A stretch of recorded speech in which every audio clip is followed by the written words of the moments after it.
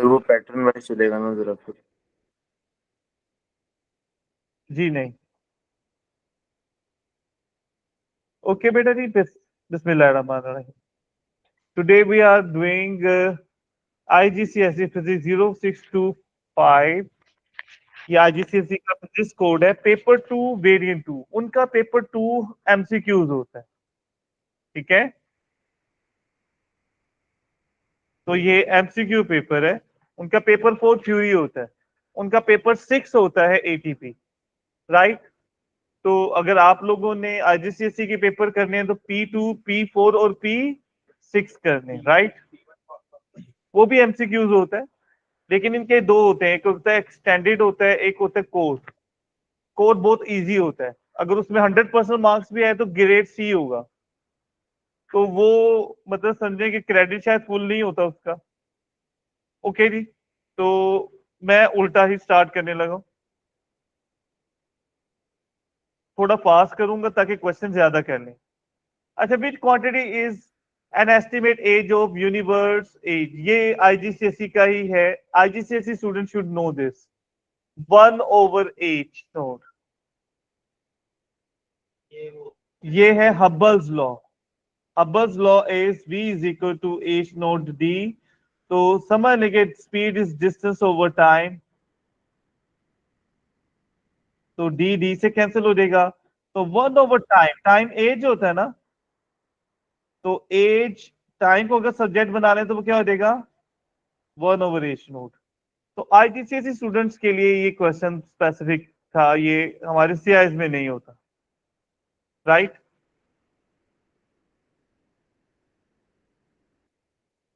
अच्छा, यहाँ अगर ग्रुप में कोई विजन एकेडमी का स्टूडेंट आ गया तो दैट इज बाय मिस्टेक। अगर तो वो फ्री है तो इट्स ओके देन, ठीक है। ये विजन का नहीं, ये दूसरी एकेडमी का है।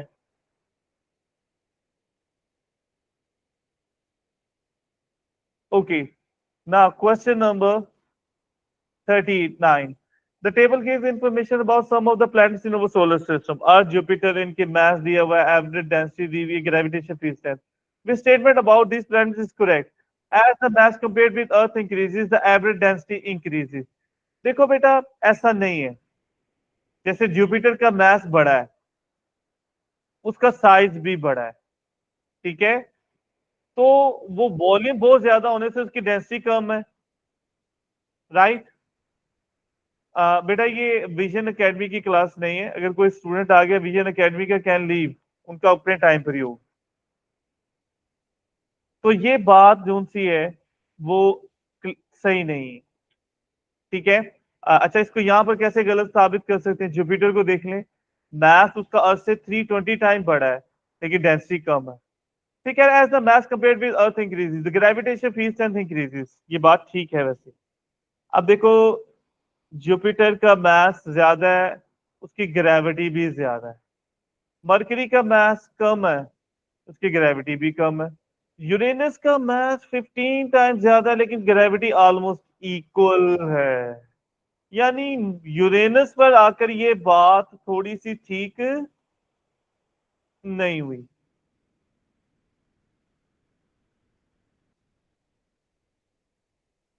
अच्छा, सी में देखें, as the average density increases gravitation field strength increases. Average density है, इसकी ज्यादा है। अब यहाँ तो कम होगी एवरेज डेंसिटी, तो ग्रेविटेशन फील्ड स्ट्रेंथ इंक्रीज होगी। ये तो है ही गलत हो। अब एक ही बच गया, ना भी करें तो वही सही आंसर होगा, लेकिन बहरहाल उसको इज्जत देते हैं। कह रहे average density is directly proportional to gravitation field strength. अच्छा, ऊपर वाली बात दोबारा देखें। ये जो नीचे लिखा है ये भी ठीक नहीं है। ऊपर वाले में हमने मेखा में एंड पे उल्टा लिखा हुआ है। उसने कहा है कि as density increases gravitation field strength decreases. तो देखो, यहां से यहां डेंसिटी डिक्रीज हुई है, ग्रेविटेशन फील्ड स्ट्रेंथ अल्हम्दुलिल्लाह। अच्छा, अर्थ से मरकरी में जाएं, density increase almost stage the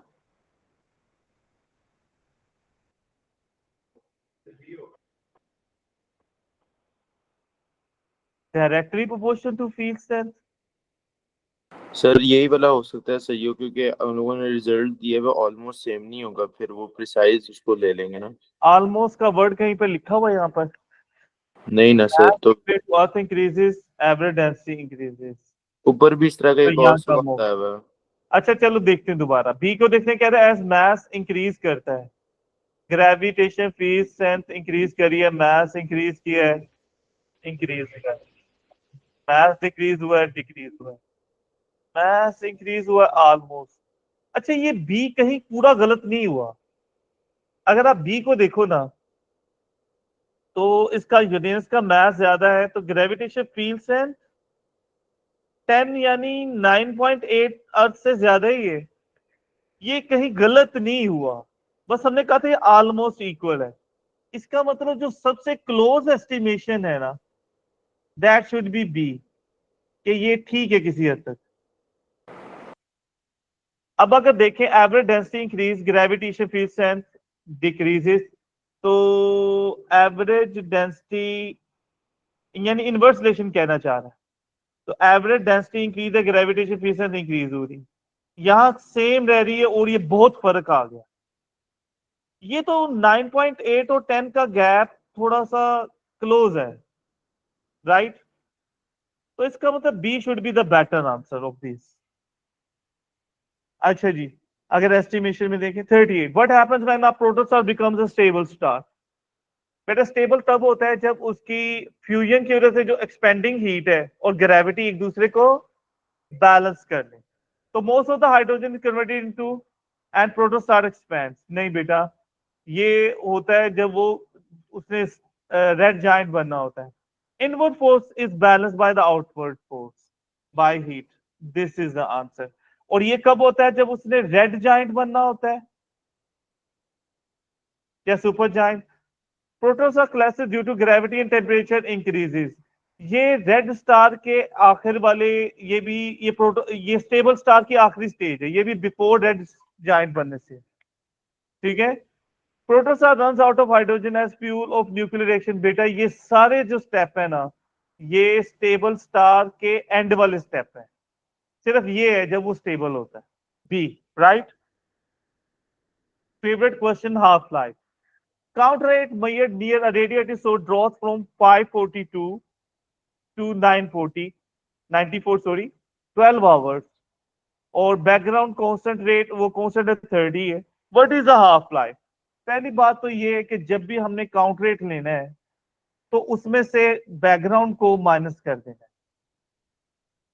तो यानी ये हो जाएगा 512, और इसमें से भी आप माइनस करो, 94 में से 30 को माइनस करो, 64, तो 500, ये 64 हो जाएगा। 512 पहले हाफ होगा, इसका हाफ होता है 256। 3.5 लाइफ। ये very right, you are very right, ये 3 हाफ लाइफ है, लेकिन मैंने फॉर्मेलिटी के तौर पर ये करना ही है ना। ये हो जाएगा 128 और ये हो जाएगा 64, तो 3 हाफ लाइफ होगी ना। तो 3 हाफ लाइफ 12 आवर्स में, तो एक हाफ लाइफ कितनी होगी? इसको 3 पे डिवाइड कर दें, 4 hour is the answer. You are right. अगला भी इससे रिलेटेड लग रहा है। कहते हैं a student is carrying out experiment to measure the radiation. He uses a radiation detector and records the total counts in 5 minutes interval. He does this 3 times with sources present and 3 times with sources absent. Here are the results. अच्छा, with sources present ये है, और जब नहीं है तो वो, जब ये नहीं होगा सोर्स तो ये होगा बैकग्राउंड, और बैकग्राउंड रेडिएशन उसने ये किया है, तो ये आ रही, तो चेंज हो रहा है, तो हम क्या कर लेते हैं? एवरेज ले लेते हैं। तो बैकग्राउंड रेडिएशन का अगर हम करें, तो वो क्या आ जाएगा? इसकी एवरेज ले लेते हैं बेटा। कैन यू सजेस्ट के एवरेज क्या होगी? उनको 3 पे भी डिवाइड कर 25। 25। ओके। अच्छा भी अब इनका भी एवरेज ले लेंगे, और उसमें से बैकग्राउंड को माइनस कर देंगे, क्योंकि हमें वो सोर्स का चाहिए, सिर्फ सोर्स का। अच्छा इनकी एवरेज क्या होगी? कोई सजेस्ट करेगा? तीनों को ऐड। 70। 70 एक बच्चा बता रहा है। Thank you Zoheb. 70 में से 25 माइनस कर दें तो 45 विल बी द आंसर, क्योंकि हमें सिर्फ सोर्स का बताना है। क्लियर हो जाएगी ये बात? चलें बिस्मिल्लाह। आगे 35, an alpha and beta have the same kinetic energy, लेकिन इन फर्क है। अल्फा पार्टिकल बहुत हैवियर है, 7000 टाइम हैवियर है बीटा से, याद रखें। और काइनेटिक एनर्जी सेम होगी तो ये तभी हो सकती है कि जिसका मास कम हो उसकी स्पीड बहुत, तभी वो इक्वल होगी। काइनेटिक एनर्जी दो चीजों पर डिपेंड करती है, हाफ एम बी स्क्वायर। तो इसका मतलब इसका मास बहुत ज्यादा है और इसका मास बहुत बहुत कम है, तो ओनली पॉसिबिलिटी कि इसकी स्पीड बहुत ज्यादा होगी और इसकी स्पीड कंपैरेटिवली कम हो। अच्छा आगे देखनी, why does the alpha particle have larger ionizing effect than alpha particle as it passes through? अच्छा बेटा जी, आयनाइजिंग इफेक्ट मोमेंटम पे भी डिपेंड कर रहा है, इसका मास ज्यादा होता है। ठीक है, अब ऑप्शंस देख लेते हैं। Alpha particle has larger charge and larger velocity. बेटा लार्जर चार्ज तो है, अल्फा पार्टिकल होता है 4 2 और बीटा पार्टिकल होता है 0, उसका चार्ज नंबर 1 होता है। तो चार्ज तो ज्यादा है लेकिन स्पीड कम है, वो हमने ऊपर पहले डिस्कस कर लिया। ठीक है, अच्छा बी कह रहा है has larger charge and smaller velocity, ये बातें दोनों ठीक हैं। आगे भी कुछ लिखा है, so is closer to an air particle for a longer time. भाई आयनाइजिंग इफेक्ट के लिए उसने उसको टकराना है, ठीक है, और स्पीड भी स्लो है तो ज्यादा देर लगेगी क्रॉस करने की, ज्यादा देर तक इफेक्ट रहेगा, तो ये बात ठीक है। बाकी भी चेक कर लें कि अल्फा पार्टिकल है स्मॉलर चार्ज गलत है, वो तो गलत ही है, देखने की जरूरत ही नहीं है। तो only better option is B. Okay बीटा, तो पहले तो बताएं बीटा पे क्या चार्ज होता है, पॉजिटिव के नेगेटिव? तो नेगेटिव के लिए फ्लेमिंग लेफ्ट हैंड रूल लगता है कि राइट हैंड रूल लगता है? Right hand rule. ये तो राइट हैंड रेडी कर लें, याद रख लें, पॉजिटिव चार्ज या कन्वेंशनल करंट के लिए लेफ्ट हैंड, नेगेटिव के लिए राइट हैंड। पिस्टल बना लें, पहली फिंगर रखिए साउथ की तरफ जो कि नीचे है, बॉटम पे है साउथ इस वक्त।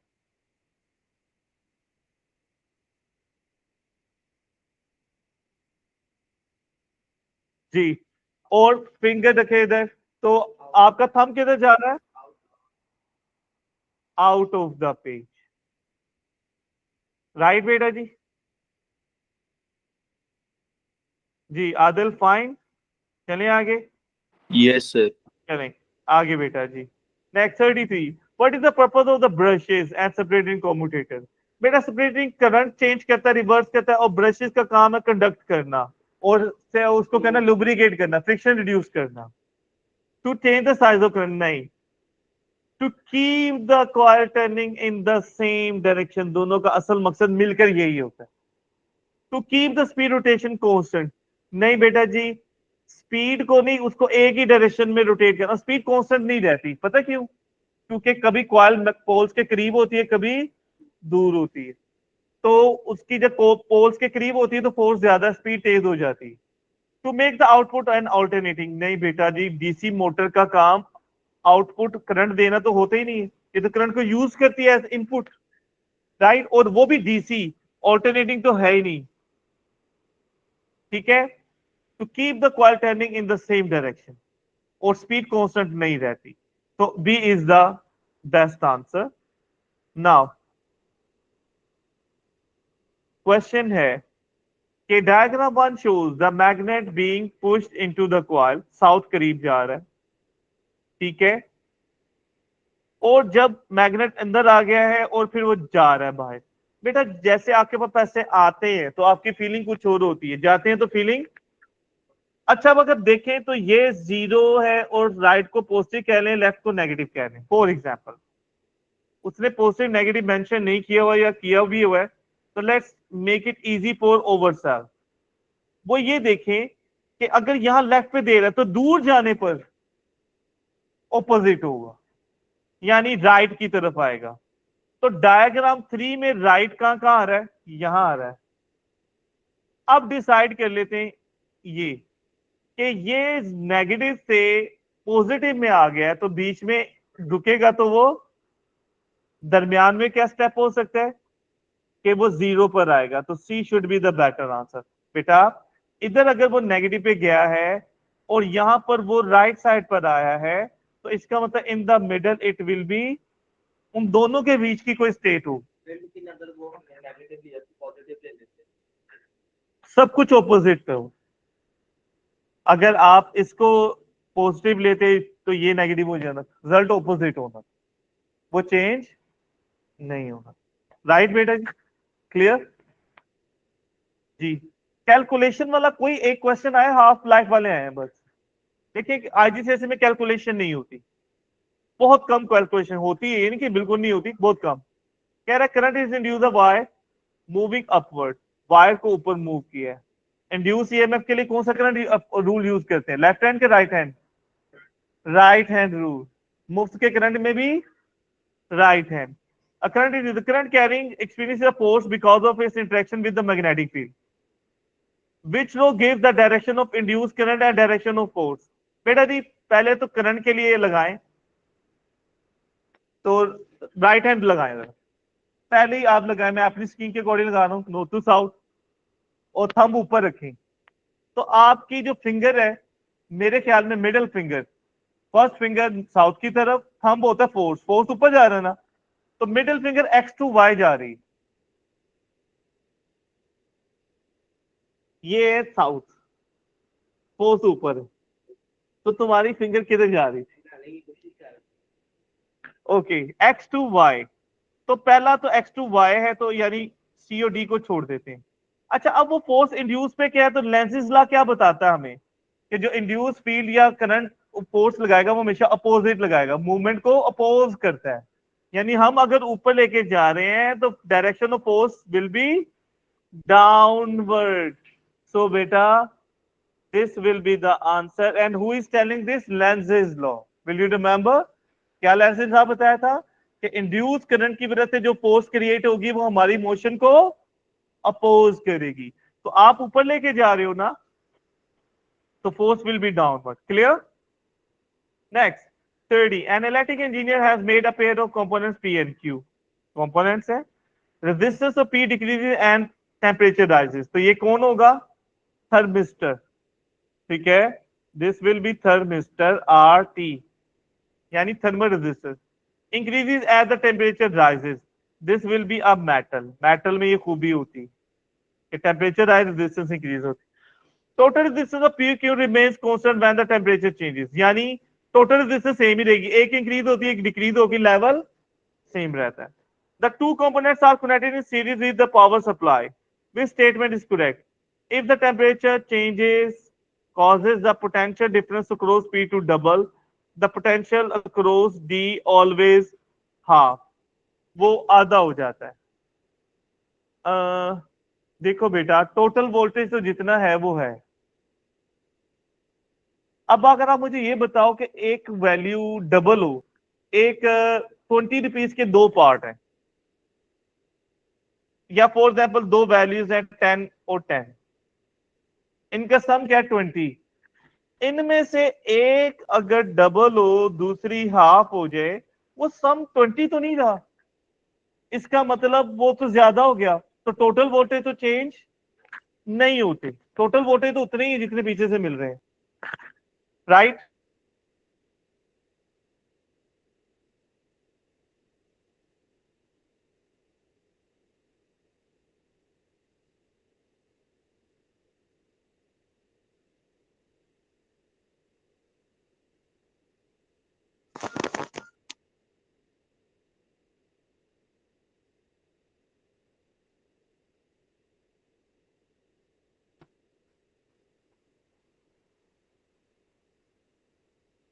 जी बेटा, ना लुक, तो इसमें अगर कहना ना एक वैल्यू 10 है और दूसरी भी 10 है, दो वैल्यूज को ऐड करते हैं, उनमें से एक अगर डबल हो दूसरी हाफ हो, तो देखो 10 और 10 पहले 20 वोल्टेज था, अब वोल्टेज 25 हो गए, वोल्टेज तो इंक्रीज नहीं हो सकता, ये कॉमन सेंस नहीं है।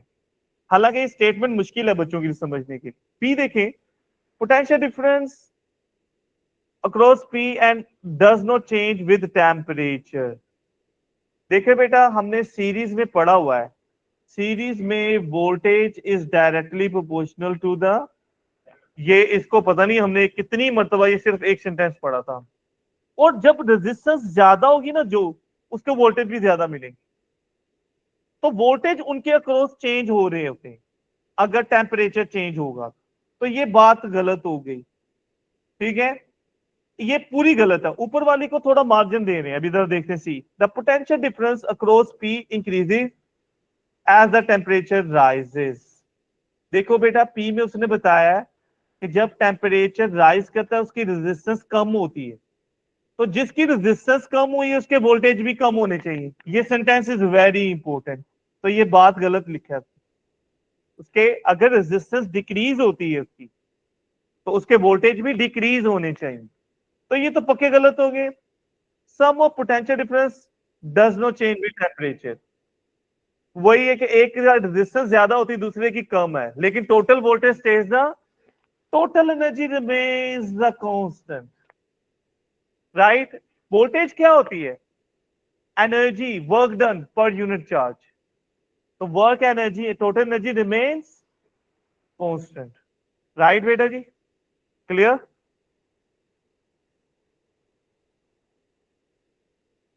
नेक्स्ट,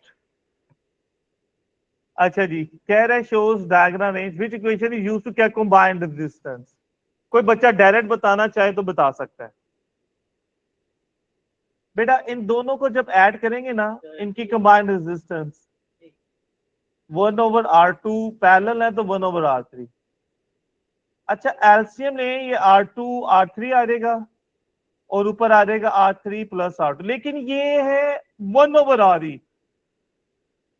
अगर हमें R ही चाहिए तो इसका रेसिप्रोकल ले लेंगे, तो R2 × R3 ऊपर, R2 + R3 नीचे, और ये ऐड हो जाएगा R1 में। तो बेटा दिस इज द आंसर।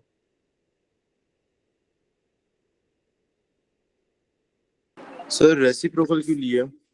बेटा क्योंकि ये पैरेलल का जो इसका कॉम्बिनेशन है वो 1/RE है, ठीक है। ओके। ये आस्तम कौन है बेटा? ये मैं माइक ऑफ कर रहा हूं, कोई उस्ताद साहब ना हो, ठीक है। तो बेटा ये इसका, ये जो 1/R2 + 1/R3 का रिजल्ट आया ना, ये 1/RE है। यानी अगर RE चाहिए तो इसका रेसिप्रोकल लेंगे, वो ये है। तो ये कंबाइंड रेजिस्टेंस ये है इन दोनों की पैरेलल में, और उसको R1 में। अच्छा अब ना एक चीज अगर याद रख सको तो, अगर कोई भी दो रेजिस्टर R1 और R2 पैरेलल में है, तो ये याद कर लें उनकी कंबाइंड रेजिस्टेंस होगी उन दोनों की प्रोडक्ट डिवाइडेड बाय इन दोनों का सम।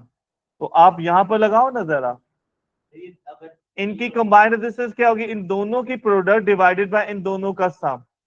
ये इनकी कंबाइंड रेजिस्टेंस, और वो R1 के साथ सीरीज में तो ऐड हो जाएगा, राइट बेटा जी, क्लियर। अच्छा जी, चले आगे। अच्छा जी, diagram shows electrical circuit, which statement is correct. देखिए ये बैटरी है और ये टोटल करंट आ रहा है, ये A1 है ना, यहां से करंट आगे जाके दो पार्ट्स में डिवाइड हो रहा है। तो सबसे ज्यादा करंट A1 में हो, तो current reading on the ammeter is the highest.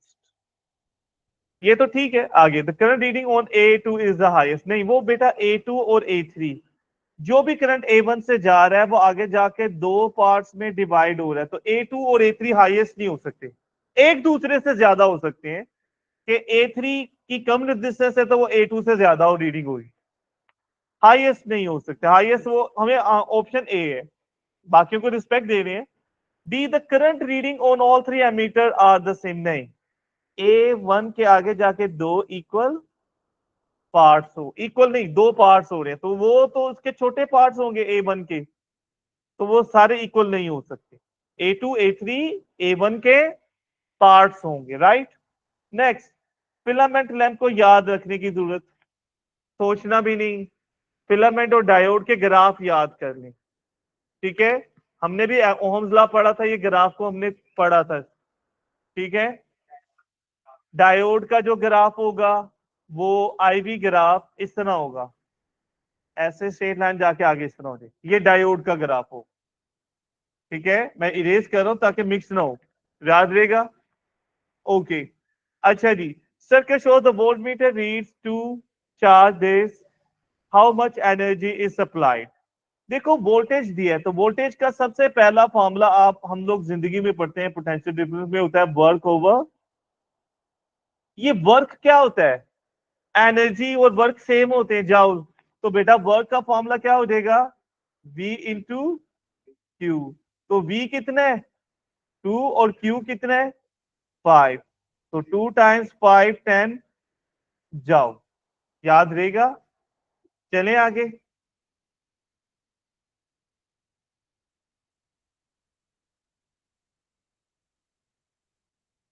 अच्छा जी, नेक्स्ट कह रहे हैं डायग्राम शोज, ये पॉजिटिव आयन इधर जा रहा है, बेटा पॉजिटिव आयन किसकी तरफ जाएगा, नेगेटिव की तरफ, और किससे दूर जाएगा, पॉजिटिव, इसका मतलब नीचे वाली प्लेट पॉजिटिव है।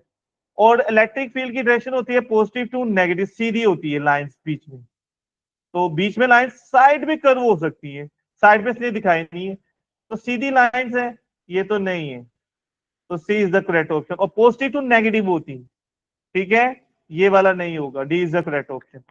ठीक हो गया, नेक्स्ट। अच्छा जी, diagram shows magnetic field conductor carrying, where is the strength of magnetic field greatest, जहां लाइन सबसे क्लोजेस्ट है, तो वो ए, राइट बेटा जी।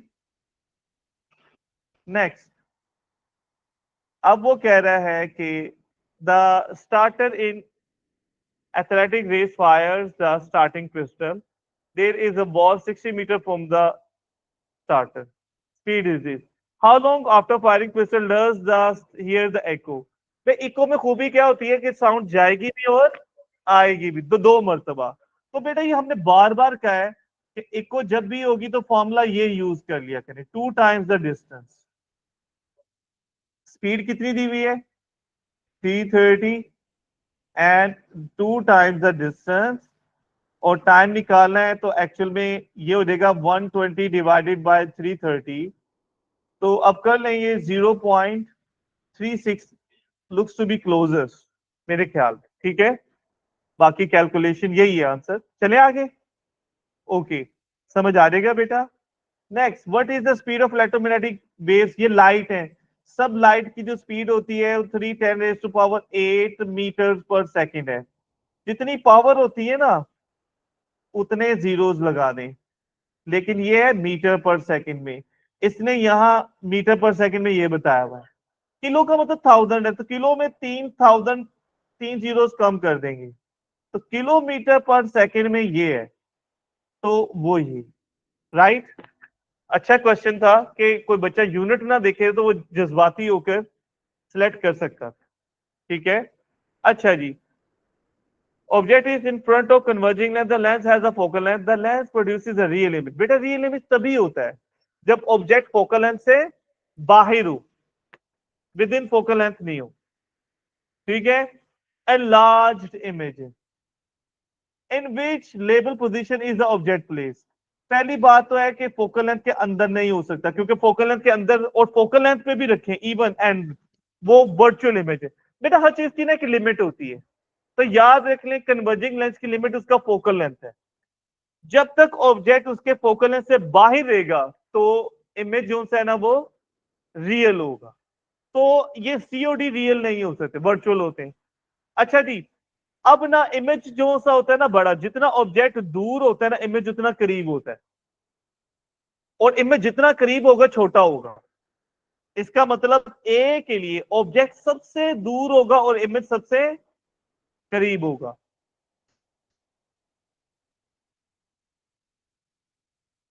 तो अब उसके लिए जो ऑप्शन है हमारे पास यहां पर एग्जैक्ट कोई भी नहीं है, हमारा आंसर ए और बी में से ही है,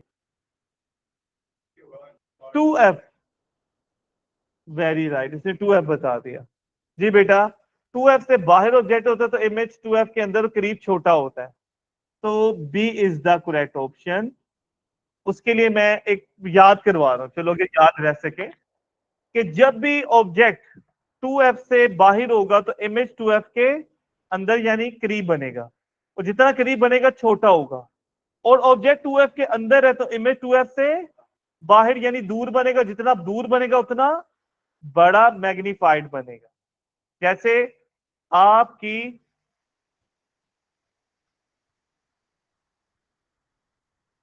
नेक्स्ट क्वेश्चन देखिए, this is going to be good question.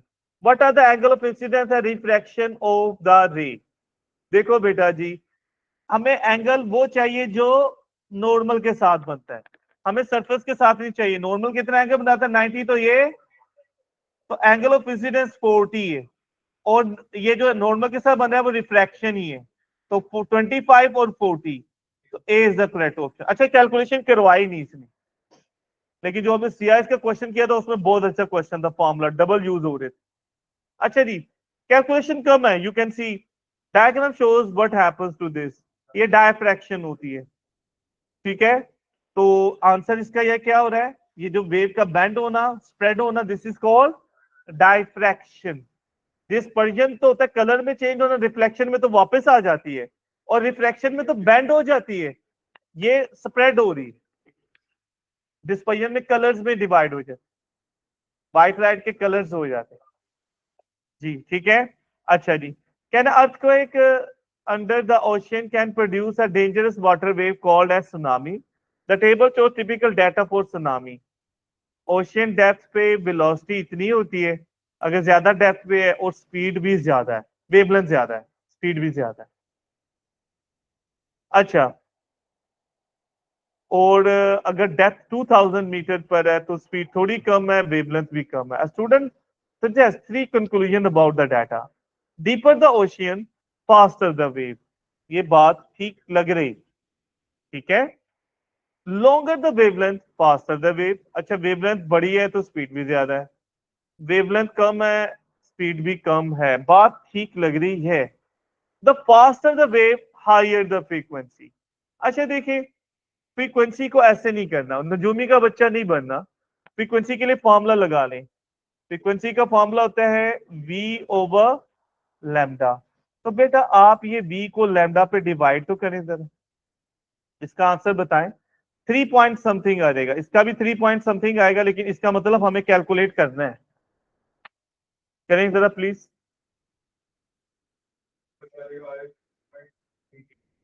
3.33, अच्छा नीचे वाले का होल्ड कीजिएगा बेटा। 3.4 आ रहा है, 3 तो ये तो सेम है, इसका मतलब फ्रीक्वेंसी चेंज नहीं हो रही, तो ये बात गलत है।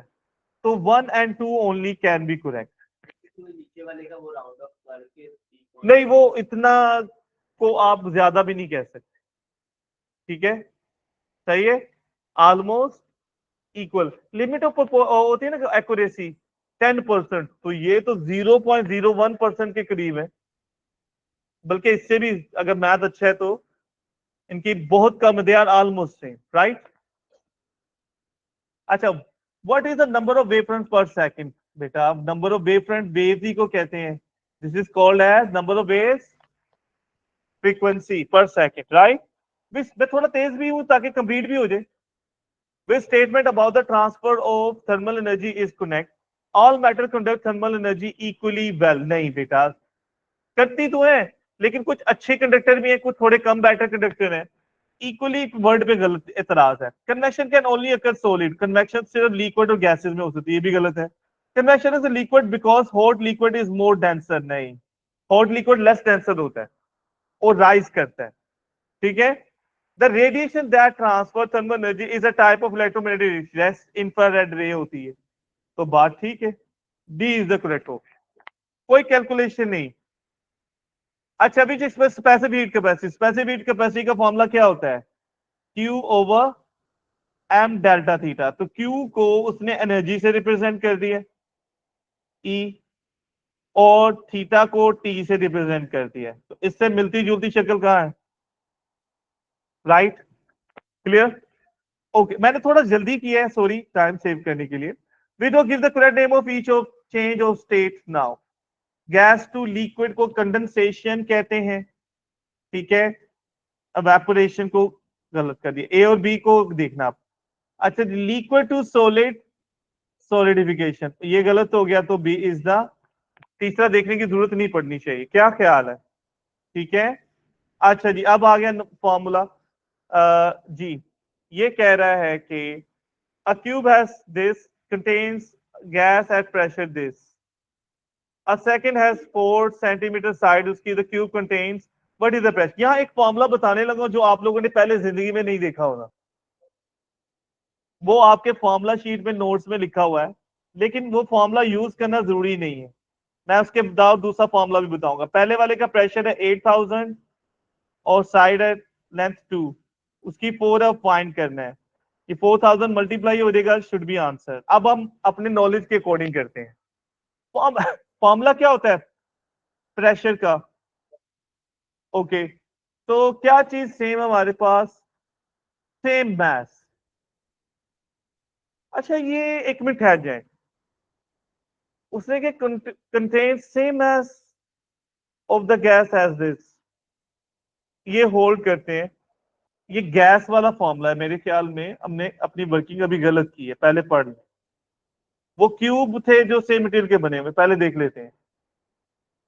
A cube has two sides, cube contain a gas, तो गैस के लिए फॉर्मूला होता है P1 V1 is equal to, तो जो फॉर्मूला हमने लगाया था वो ठीक नहीं था, हमने बॉयल्स लॉ लगाना है। गैस के लिए ये फॉर्मूला होगा, और इसकी कंडीशन होती है टेम्परेचर शुड बी, तो पहले वाले का प्रेशर है 8000 और वॉल्यूम साइड का क्यूब होता है, तो वो 2 का क्यूब हो जाएगा। सेकंड प्रेशर फाइंड करना ना आपने, तो वो हो जाएगा, उसकी साइड है 4 का क्यूब।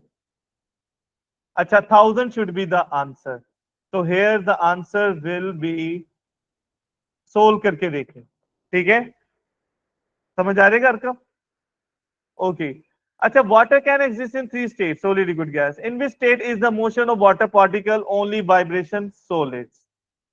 ठीक है, तो सॉलिड में यहां पर नेक्स्ट पे देखें। सम altimeters use the change in air pressure to measure height।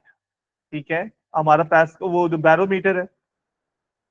If the pressure is at sea level, what will be the pressure at the top of the hill? ये question मैंने करवाया था, अगर आपको याद हो। ठीक है, डेंसिटी ऑफ दिस, वो ये है कि दोनों प्रेशर के जो चेंज आ रहा है वो दोनों में एक ही प्रेशर चेंज आ रहा है ना, लेकिन दोनों की डेंसिटी डिफरेंट है, तो ये फॉर्मूला यूज होता है और जी जी से कैंसिल हो जाता है। तो बेटा ये मैंने फॉर्मूला उस दिन दिखाया था आप लोगों को करवाते हुए, किसी को याद है? तो अब पहले वाले की density is at sea level on, what will be the pressure at the top of the hill. अच्छा, एक मिनट है जाए, ये दो हमारे पास लिक्विड, एक ही फ्लूइड उसने दिया हुआ, एयर दिया हुआ है, तो फिर प्रेशर का फॉर्मूला एक फ्लूइड का क्या होता है? रो जी एच, उसने प्रेशर गिवन दिया हुआ है, तो प्रेशर है 100 किलो और किलो पैस्कल में, और फिर वो कह रहा है कि आप ऊपर चले गए हो, pressure at the top of the हिल, तो हिल के ऊपर जाने में, इतना हाइट ऊपर जाने में कितना प्रेशर होगा, हम पहले वो प्रेशर में जो चेंज आएगा, डिफरेंस आएगा, डिक्रीज आएगा, वो फाइंड करते हैं। डेंसिटी कितनी है एयर की? 1.3, जी की वैल्यू राउंड ऑफ 10 ले लें या 9.8, और हाइट है 830। प्लीज ये मुझे बताएगा।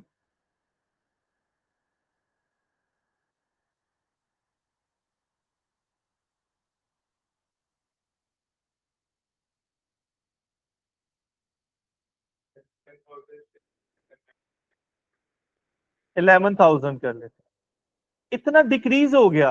अच्छा, 1000 को कहते हैं किलो, 11 किलो, तो अभी प्रेशर कितना है? 100 किलो, और हम जब ऊपर जाएंगे तो इतना कम होगा, तो यानी 100 में से 11 किलो माइनस कर देंगे, आंसर विल बी।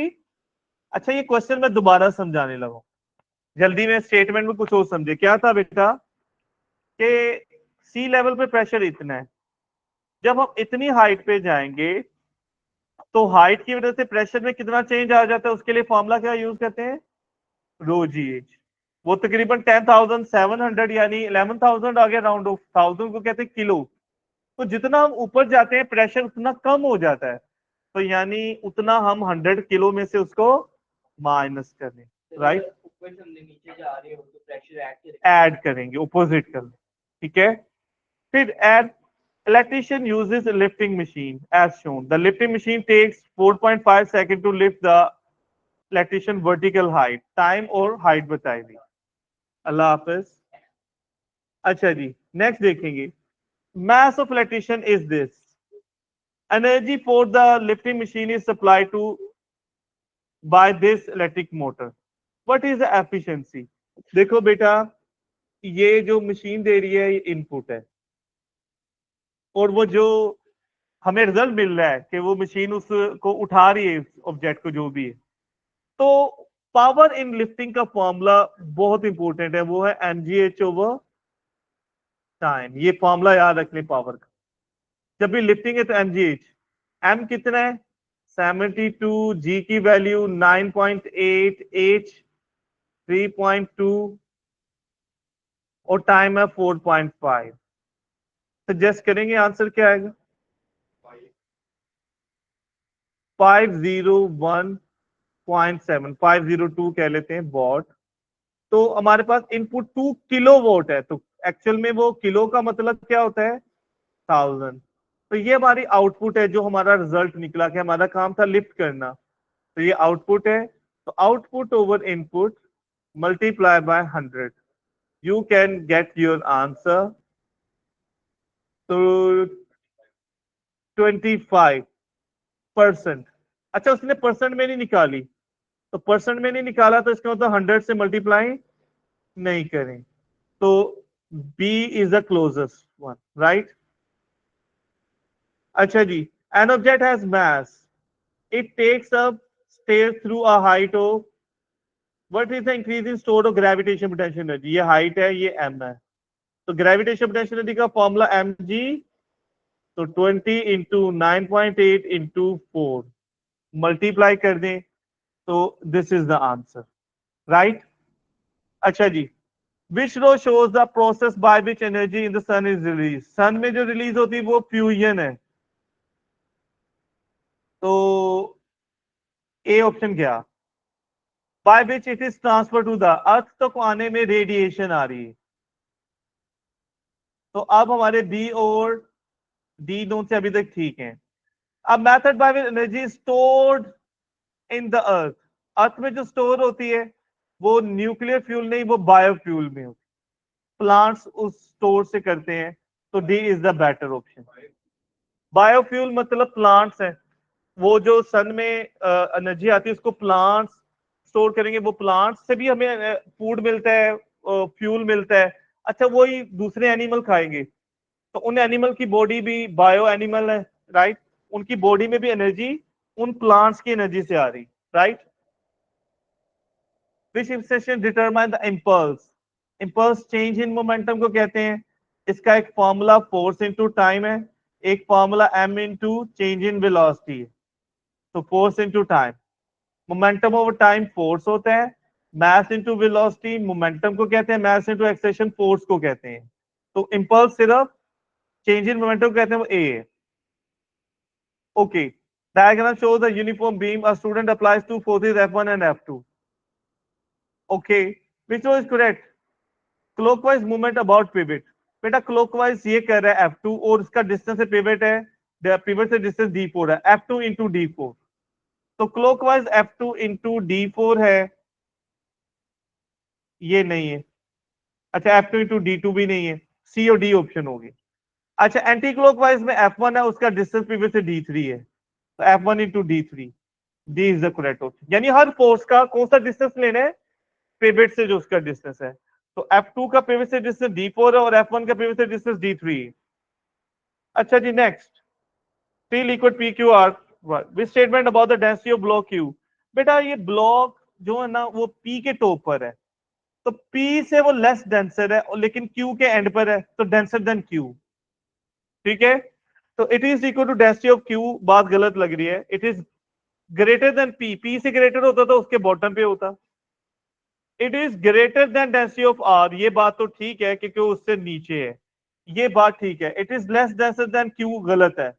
तो only correct option is this statement about the gravitational field strength is not correct.